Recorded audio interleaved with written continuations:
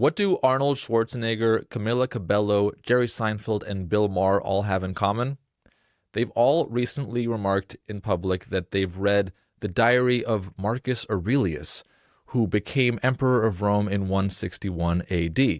You may know him from the opening scenes of the movie Gladiator, which depict the aged emperor leading a successful campaign against the barbarian Germanic tribes that threatened Rome from the north. But it wasn't Marcus's military triumphs that made him famous throughout posterity. It was the journal that he supposedly kept for himself, in which he wrote things like, "Stop complaining, you lazy bum, and get out of bed and do something useful with your life." I'm paraphrasing, but that's pretty much in there. Penguin and other major publishers report publishing hundreds of thousands of copies of this book a year. So what is it about this ancient diary of an emperor that resonates with people today? And is the traditional image of Marcus Aurelius as an enlightened, benevolent philosopher king really true? Or is it perhaps the product of a carefully crafted imperial PR campaign? That's what we're going to find out today.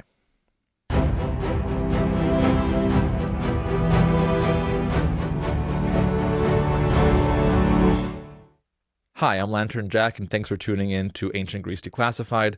Our guest today is an expert on Marcus Aurelius. Judith Stove is a writer based in Sydney, Australia, and a co-organizer of Stoicon X Melbourne. Her articles on literature and history have been published in numerous journals around the world, and her third book, Marcus Aurelius and His Legacies, Seeking Rome's Kingdom of Gold, is out now with Pen and Sword UK. Judy Stove, welcome to Ancient Greece Declassified. Thanks so much, Jack. It's great to be here. Thanks for having me. So what got you fascinated with Marcus Aurelius, the true emperor of Rome?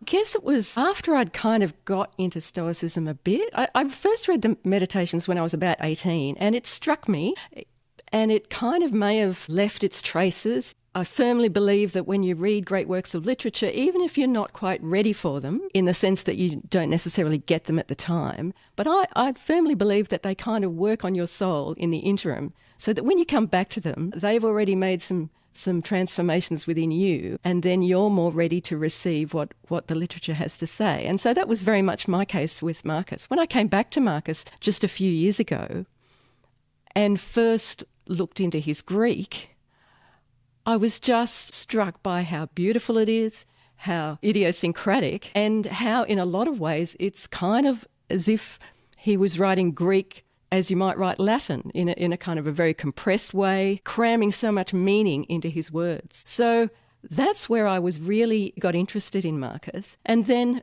the genesis of this book really came about through reading some older works that mentioned little traces of Marcus in material culture that had really been overlooked. See, Marcus was unlike the other two big three of our surviving ancient Stoic writers, so Seneca and Epictetus. Seneca was continued to be read throughout the Middle Ages and into the Renaissance, and to a lesser extent Epictetus. But Marcus, although there's some evidence that his work was read in the eastern part of the empire, in Western Europe he was kind of overlooked. But it seemed to me that maybe there were traces that showed that he hadn't been entirely forgotten. And I started reading about some of those traces. So, for example, in a 19th century guidebook to Rome by a man called Augustus Hare, there's a little passage about Marcus's triumphal arch after his successful campaigns against the barbarians.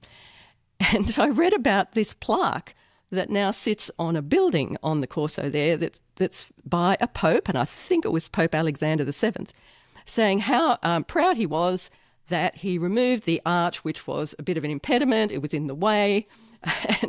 And so that struck me because Marcus's triumphal arch probably survived until that time, until 1665. Now, luckily, before destroying Marcus's triumphal arch, the papal people removed these amazing reliefs which were on the triumphal arch and which can now be seen in the Capitoline museums. I have one of those on the cover of my book, Marcus on his horse extending clemency to the barbarians.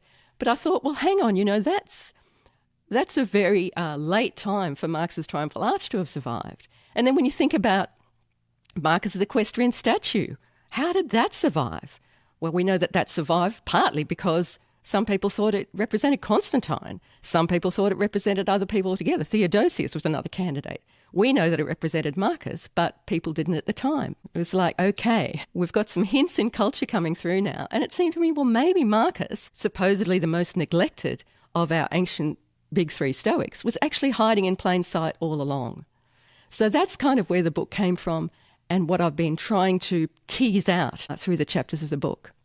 You brought up a lot of interesting issues there, besides Marcus himself and his elegant Greek that you talked about. We also have the story of the transmission of the text to today. So let me just make sure I'm getting this. The other main Stoic writers that survived, Seneca and Epictetus, they were read perhaps more often in the Middle Ages. And the traditional picture in recent times was that Marcus was overlooked and then recently rediscovered, but you have done a little digging and you found that there's actually all kinds of traces throughout the Middle Ages where people had more contact with Marcus than we previously thought. Yeah, that's fair. And you raised the issue, Jack, of the transmission of the manuscript. This is an issue which you covered partly in your recent interview that I saw with Doug Metzger. What we've always got to bear in mind is how tenuous our surviving transmissions have been. Of the two surviving manuscripts of the Meditations that survived into the early modern period, one has now disappeared sometime in the 17th century. It's like, okay, Marcus's correspondence with his Latin rhetoric tutor Fronto and his Greek rhetoric tutor Herodes Atticus, that had disappeared as well until the manuscript was found by Cardinal Mai in 1815 in the Ambrosian Library in Milan, covered over as a palimpsest, but that's another incredibly fortuitous survival. So we've always got to be mindful of how tenuous our connections are to these ancient texts. And with regard to the Meditations, the transmission path from in the earliest period is incredibly obscure, I would say. In fact, there's so much doubt around the circumstances of Marcus's death. Tertullian says that Marcus died at Sirmium, which is now Sremska Mitrovica in Serbia. But the Epitome de Caesaribus said that Marcus died at Vienna, Windobona, or possibly Carnuntum to the east there, where there was a major legionary station. So there's doubt about where Marcus died. Now, I suspect, and this is just my hunch, that it was such a delicate geopolitical situation on Marcus's death that there may have been some deliberate disinformation about where he actually died. Do you think that maybe they kept it a secret until they could have a better sense of what would happen next? I think that's possible. Yeah, or possibly one version was circulated to some audiences and another version to others. But yes, to return to the meditation specifically, we do not know how it was transmitted. One of the things that I learned about in researching my book was what's perhaps the earliest reference to the Meditations. So there's a text in the Talmudic tradition called the Antonine Questions. So there's a series of pieces of literature, I guess, from a series of different locations in the Talmudic corpus, and they purport to show Antoninus having conversations with Rabbi Judah I, a great leader from around the 2nd century.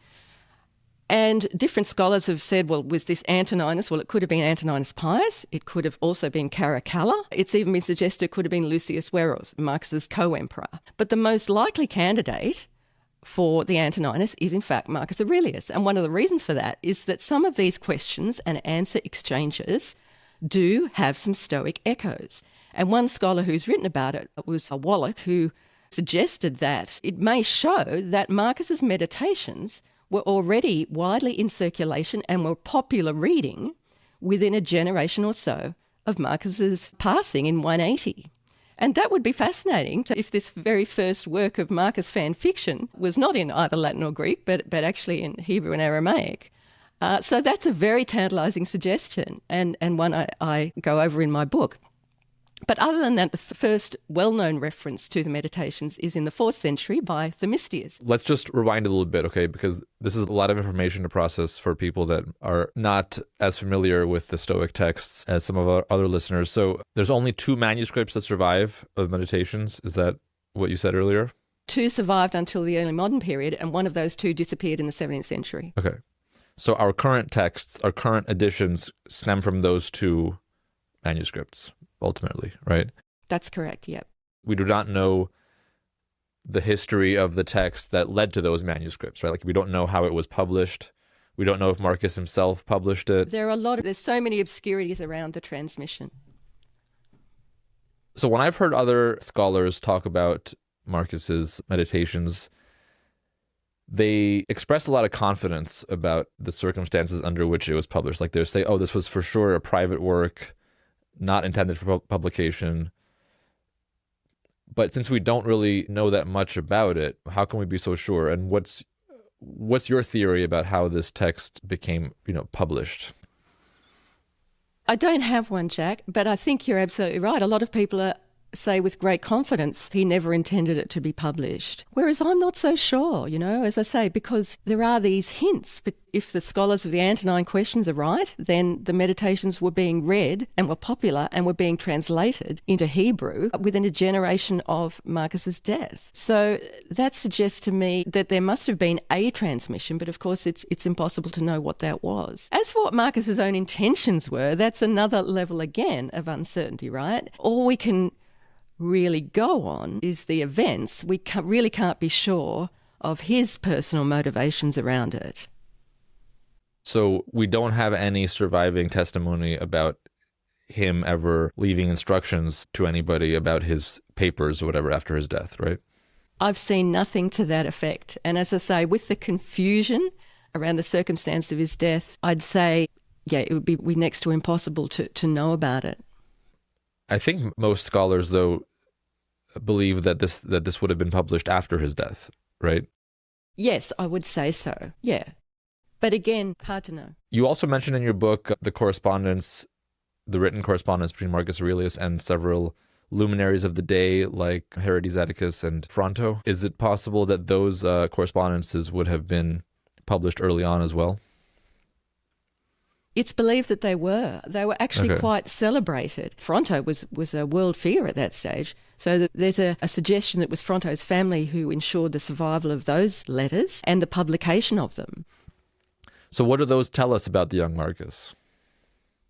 Well, one of the things it tells us is how brilliant he was. And it's quite clear that even by the time the surviving correspondence starts, because they'd been in a teacher-student relationship for some years by that time, it's quite evident that Marcus had long absorbed all that Fronto could teach him about all the rhetorical techniques which were Fronto's bread and butter, but which increasingly Marcus found himself thinking were a complete waste of time. And he does at one point actually say to Fronto, look, I've just been doing this for your sake. Basically, I think it's a waste of time. But he shows mastery of techniques. What we also learn from the correspondence is that increasingly his duties in acting as an apprentice to Antoninus were taking up more and more of his time and energy, and he had less and less really time and energy to spare for Fronto. And so we start to see in the letters little scripts at the end, nihil opus rescribere or something. Look, there's no need to respond. Just, no need to write back because by then he is so busy and he is so occupied. And by this time also, by I think it's 145, he's married, he's got some young children. He's got a lot on. So that's Fronto. And I at least can't help but love Fronto because he loved Marcus so sincerely, because he recognised Marcus's brilliance. He says, your brilliant talents, he says more than once in different ways. So do you think that Marcus was a good philosopher? I tend to follow the idea of philosophy is or should be a way of life. I think that's how the ancient Platonists and Stoics would have regarded it. And so I tend to think that being a good person should also factor into the mix of what makes a good philosopher. I think it's a necessary, although not a sufficient condition for someone to be a good philosopher. And I think there's actually maybe a bit of a consensus omnium around this, a bit of an intuition that we might have that someone who knows about philosophical principles should act in an ethical way, if only because someone who knows about ethics doesn't have the excuse of ignorance, really. And so I think that's partly why we have in Plato, we see the sophists, they're aspiring to the status of philosophers, but they're not good people. They're just trying to get reputation or gotcha people. Or we see it in Lucian and Satyrus, right? He's always got philosophy students who aren't good people, and some of them are just trying to avoid getting a real job. So there's this there's this consensus, I think, around the idea that if you know about philosophy and philosophical principles, you should be more inclined to be a good person. So that's kind of been debunked by a hilarious study from, I think, like 5 or 6 years ago by, I think his name is Schwitzgebel. I might be pronouncing that wrong, but there's this American scholar, maybe Eric Schwitzgebel. He wrote an article called like on the ethics of ethicists, or the ethical behavior of ethicists. Have you heard about this? Yeah, it rings a bell, but please explain. I think they got people to pretend to be, homeless and stop famous ethicists on the street who talk about, being charitable and everything, and ask them for some assistance or whatever. And the professional ethicists were less likely to help out in ways that was in conformity with their philosophy than random people, So I don't know about that. Yeah, well, look, I mean, in a sense, I don't think Lucian would be surprised, right? Yeah. If in fact that's what the data shows. And I do have a general skepticism about a lot of studies, a lot of data, let's just say that. But if we take kind of the converse cases, right, we're particularly shocked by, say Rousseau, a great philosopher, leaving his children in the orphanage. What about Althusser, who murdered his wife? What about, I'm reading the correspondence of Peter Abelard and Eloise, right? Abelard, brilliant man, but comes across as arrogant, a sexual predator, and a control freak. So does that mean we should still consider him a great philosopher? These cases are, I think, they do somehow touch us in our intuitions. Let's just bracket for a moment the question of whether Marcus was true to his principles, was a good person, good ruler. Let's just talk about his book, The Meditations, and as a work of philosophy which has a certain effect on its readers, which is inspiring in certain ways, do you find that work to be good philosophy? I mean, just as a human being who appreciates philosophy and literature, do you think it's first-rate stuff? Well, yes, I do. I think it's among the greatest works of literature ever written. Wow. And yes, I do think it's important philosophically. Well, tell us about that. Why is it great literature? It's just so beautiful. And because Marcus has this cosmic view, he's always thinking about humans in relation to the cosmos. And Marcus in particular shows us the broader perspective, shows us that we as humans are in this responsive relationship with everything else around us. He never loses sight of that. And because he never loses sight of it, he opens our eyes to those things as well. Another great example of his literary technique is where he takes a complex phenomenon, say a gourmet meal, and strips it down to its basic elements. Now, this is entirely, of course, consonant with Stoic philosophy, seeing things as in their simplest elements, but it also makes for a startling and fresh literary What does that perspective. mean, to strip it down? Well, he says about it, if you've got a meal in front of you, it's just a dead bird or a dead fish. Your imperial purple is just the juice of a shellfish. And there's an interest at one level in the basic physical elements, which is of course key to Stoicism. For Marcus, what it helps us to do is to see things in proper perspective, to see things afresh. And this has been a very influential literary technique. There's a great article by Carlo Ginzburg, the literary critic from the 90s, and Ginzburg calls this technique estrangement. Ginzburg says that these passages in Marcus had a great impact on Tolstoy, and the way Tolstoy sometimes would take a fresh perspective. For instance, he's got a short story from the 1880s called Kolstomer, which is from the point of view of a horse. It's seeing things strangely again, seeing things differently. And according to Ginzburg, this technique of Tolstoy's, which Ginzburg suggests he borrowed from Marcus, influenced generations of Russian writers. He mentions the Russian formalists who also tried to see things afresh, see things with new eyes. And of course, again, going back to Stoicism, that's what Seneca urges us to do. Spectator novus, to see things as a fresh spectator, as a fresh viewer. So that's some of Marcus's contribution to the literary canon. I suppose I refuse to kind of separate the literary and the philosophical in a sense. To me, they are both inherent and they're both centrally important to Marcus's text. It's interesting that Marcus, being a Roman emperor who comes from a family with roots in Spain, so long pedigree of, Latin speaking would choose to write in Greek, and you find his Greek not to be that of, somebody writing in a second language, but somebody who really understands the language and brings out brilliant, eloquent phrases. Is there any way you could convey to people that don't know ancient Greek what makes his language so appealing?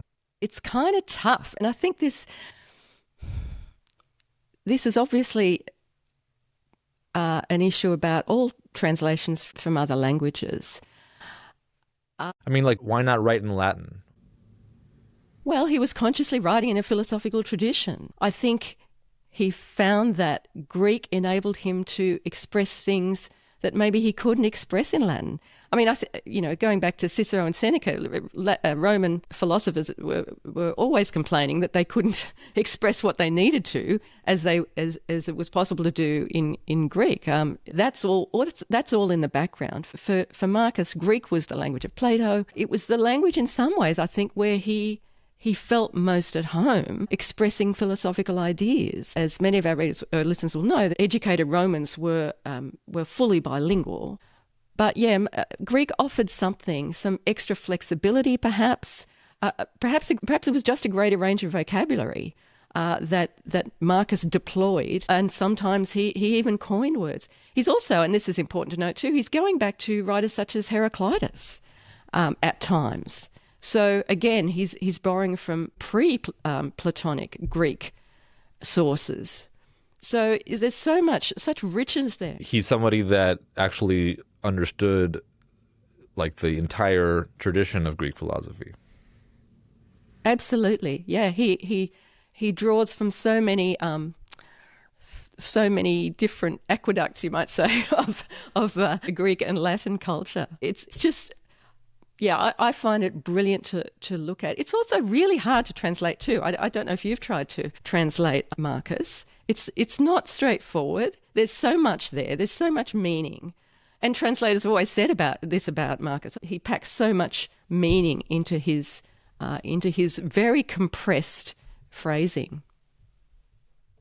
Were the letters that he wrote as a youth to Fronto in Latin or in Greek? They're mostly in Latin, but they sometimes slip into Greek. But yeah, mostly in Latin. One thing I learnt too from the letters, in the meditations, there's one verbal technique that Marcus uses is diminutives. And I can't actually think of an example from the meditations right now. But he's already using it in his correspondence with Fronto. Only there it's in Latin, corpusculi. So, for instance, in the meditations, he refers to his stupid body, somation, his little body. He uses these diminutives to underscore the less important versus the more important. But he was already doing this, as I say, in his correspondence with Fronto. I actually noticed this use of diminutives to underscore the triviality of worldly affairs also in Epictetus. Yes. There's a line that's often translated as, "You are nothing but a small, miserable little opinion." And the Greek there is doxarion. So doxa is an opinion, but you're just the doxarion. And another place he talks about your miserable little soul as a psucharion. That seems to be fashionable among the Stoics to use those words. But it's so fascinating to me that we have his Latin letters to Fronto and his Greek diary, because that makes him one of very, very few ancient authors for whom we have a bilingual corpus. Yeah, exactly. Marcus is unique. You're absolutely right. But yeah, so in an early work of Marcus fan fiction, which is Julian the Apostate Caesar. So Julian was emperor in the early 4th century, and he was brought up as a pagan. Sorry, he was brought up as a Christian, my mistake. But when he was a young man, at late adolescence, he decided to turn back to the religion of the pagans.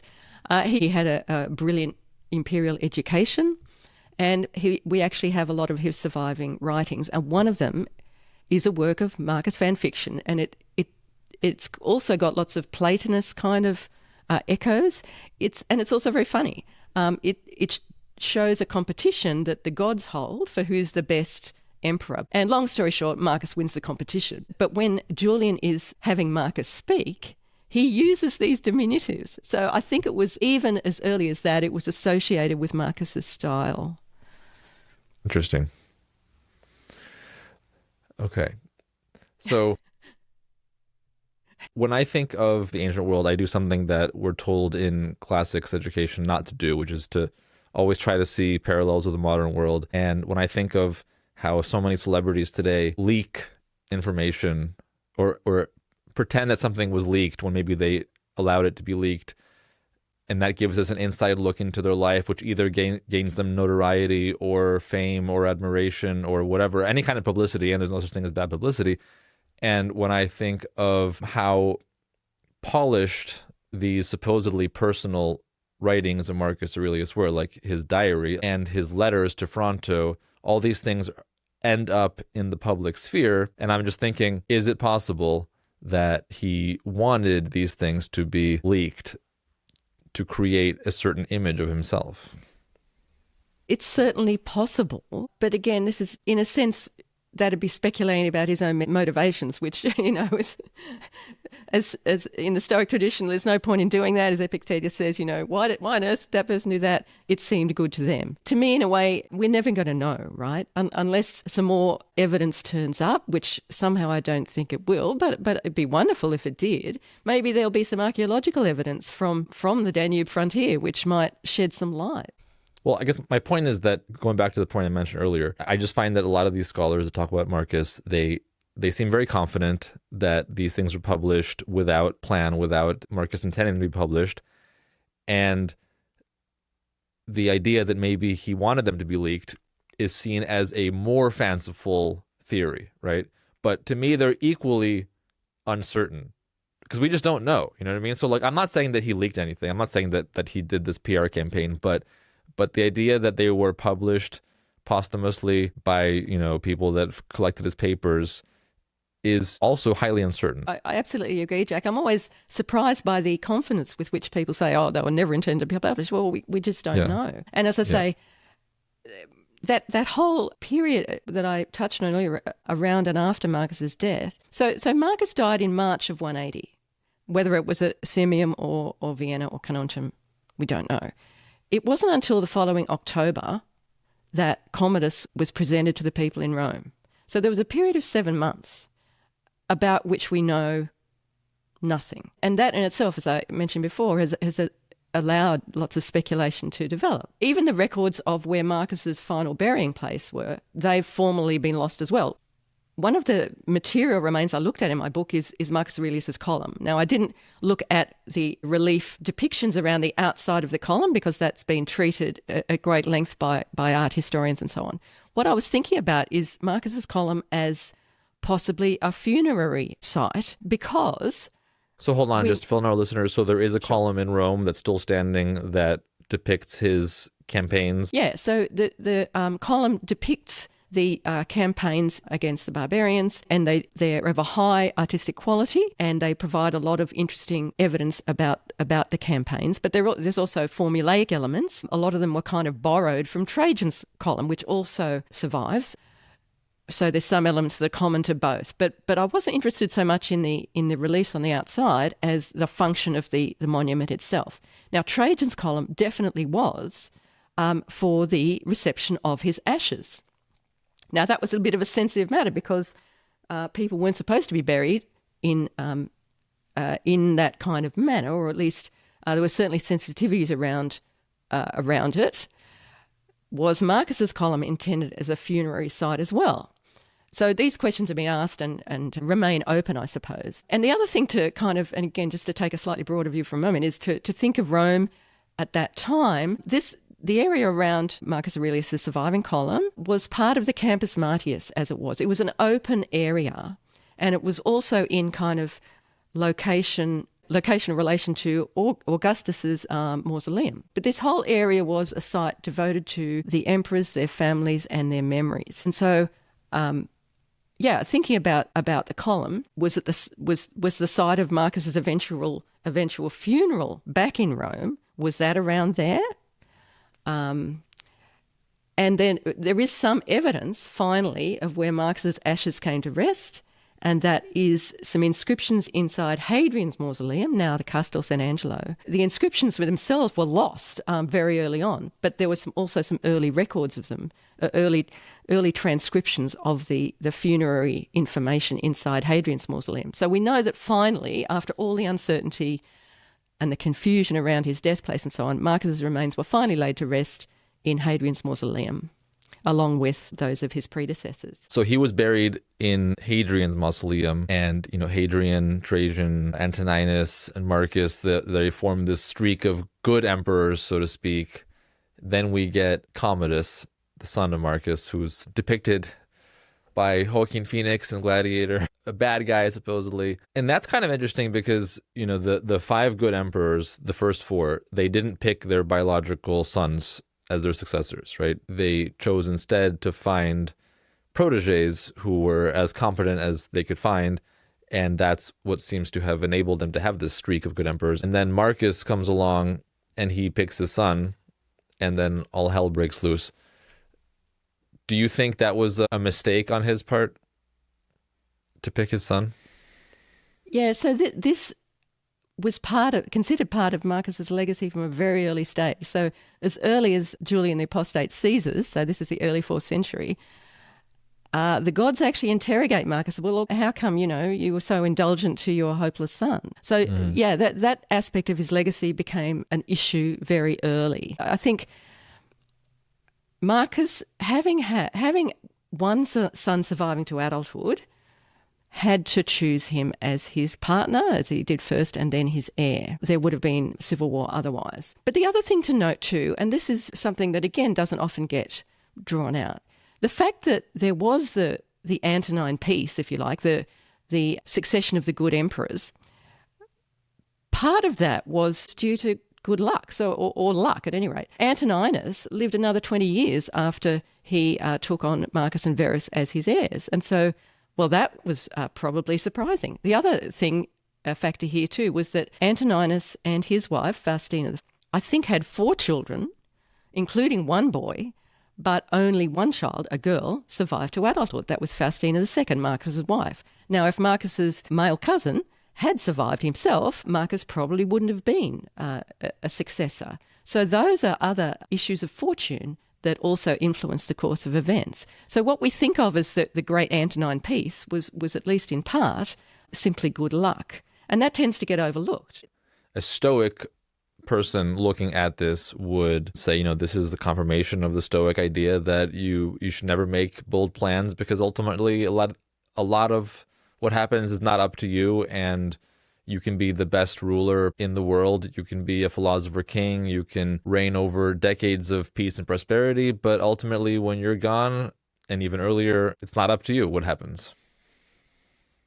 Exactly. Also, I think one of the important viewpoints about the sort of the great golden age of the Antonines, of course, comes from Edward Gibbon's great work about the Roman Empire. And he's got a very famous passage, probably the most famous passage in his work, about if you were to choose a period of history when men were at the most blessed or fortunate, it would be in here. And that kind of has, in some quarters, led to people condemning Marcus for bringing that to an end. But it's important to note that for Gibbon, at any rate, the seeds of decline were already present in the successful times of the empire. He saw the problems as being far deeper seated as to whether you had an outstanding or an average or whatever emperor on the throne. The seeds of the empire's eventual decline were present sort of deep within at any rate, in any event.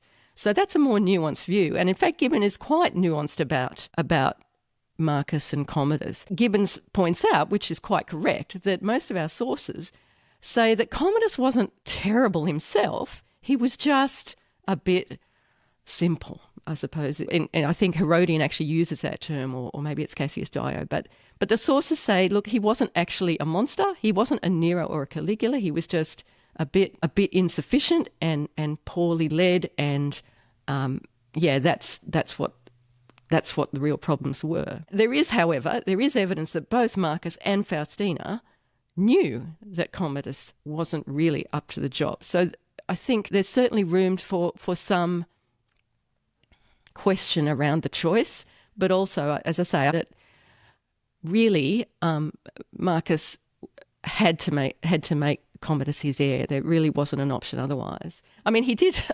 Marcus and Faustina between them, and again, I devote a chapter to this. Faustina, we think, had 13 or 14 live births, and several sets of twins, and out of that, only, as we say, 5 survived to adulthood. Commodus and 4 girls. One kind of counterfactual I look at in the book is, well, Marcus and Faustina's youngest child, Vibia Sabina, named after Hadrian's unhappy wife. Vibia Sabina, there's inscriptional evidence that in her adult life, she became a leader in North African communities where she lived. She becomes a patrona of this North African community, which means it was a responsible position. Maybe she was actually administering justice. So, there's kind of a tantalising counterfactual. Maybe if a girl had been able to inherit, maybe Vibia Sabina would have been a better choice ultimately than Commodus. Yeah. Well, let's rewind a little bit to his actual reign. And since the time of Socrates and Plato, philosophers had this dream that if ever, and this is spelled out in the Republic by Plato, but if ever a philosopher were to become a king, that would be, the best scenario for the whole community. Do you think that Marcus's philosophical training and philosophical knowledge made him a better ruler compared to some of his predecessors who didn't have that education? Well, I think one important background aspect here is that there had been a connection between the Roman emperors and philosophical advisors, right? So Augustus had his Stoic advisor Arius, and there was another one as well, Athenodorus, I think. Even someone like Vespasian, a sort of fairly bloody-minded military type, he was kind of Stoic adjacent, if not Stoic aligned. And in fact, Musonius Rufus, the great Roman Stoic, teacher of Epictetus, he was on Team Vespasian in that year of Chaos 69. So it was felt to be a good thing that emperors had some kind of philosophical, maybe not training, but kind of association. Yeah. The court philosopher. Yeah, that's right. And how much influence they had, of course, that's another question. There's some influence that Arius had some influence, at least on Livia, maybe not on Augustus, I'm not sure. But we do know that Marcus personally was extremely popular.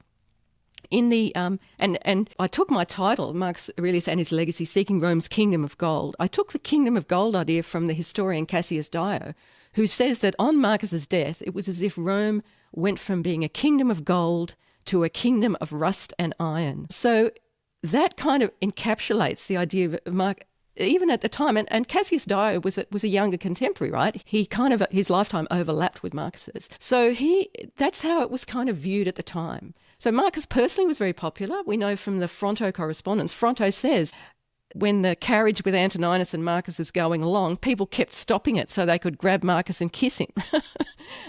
Marcus's portrait is in all the shop windows. Every windowsill has a little portrait of Marcus. That's how popular he was. So he was personally popular, and there, as you say, there was a PR aspect about being a philosopher king. So, for instance, Justin the Martyr, a Christian writer again, a contemporary, he addresses Marcus and Verus as philosophers when he's appealing to them as lawgivers to be tolerant towards Christians. So, yeah, there's a kind of aspect that being a philosopher was a help, I suppose. And we do know that Marcus was very focused on delivering justice, being the key virtue for a ruler. He was always, even on campaign, Marcus was hearing cases. And every citizen of the empire, as far as I know, if they didn't get satisfaction in a local decision by a local official, they could write to the emperor and get him to look at their case. So that must have meant he was dealing with correspondence from all over the empire all the time, even though he was also trying to run the campaign. So his commitment to justice in that sense, I think, was exemplary. Obviously, he can't have been successful in everything, but he was a successful campaigner. He was given the titles Germanicus, Sarmaticus, the conqueror of the Germans and the Sarmatians. He rebuilt infrastructure all over the empire, which was constantly at risk from fires and earthquakes. So I think he was considered a very good ruler, and I think his philosophy was definitely part of that, certainly in his commitment to justice, if nothing else. Well, before I let you go, what is the most useful life tip that you've gleaned from the meditations? It's got to be 2.1. All the disagreeable people you're going to have to come in contact with during the day, they do the wrong thing because they don't know any better, but I know about good and evil, and their wrongdoing can't implicate me. And because we're related, we're all related, we're all in responsive relationship. You know, he says, my relative, I can't be angry at my relative. That's how we all are placed, all with each other in the world. So that's such a beautiful sentiment. And I think everyone who reads it for the first time is struck by how wise it is. And I find that it's a very useful life tip as well. All right. Judith Stove, thank you so much for coming on the show. Thanks so much, Jack.